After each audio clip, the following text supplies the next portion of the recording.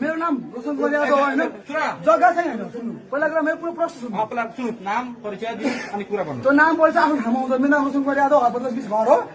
जग्गा चाहिँ हाम्रो हजुरबा 3 जना दाजुभाइहरू हुन् 2 जना मध्ये 3 जना मध्ये एकजना सन्तान मेरो बुवा अब 2 जना हजुरबाहरू खसेर त्यसको माइलो भाइको नाममा दर्ता गर्नु छ भनेर अहिले चाहिँ सूचना कुन आधारमा काट्नुपर्छ मेरो बाबुले त हजार खान आइरहेको छैन उहाँकै भाइको नाममा दर्ता गरिरहेको छ नि त त्यसको लागि सूचना काट्नु कुनै कारणै छैन मृत्यु दर्ता छ वाडाबाट प्रमाणित छ नगरपालिका प्रमाणित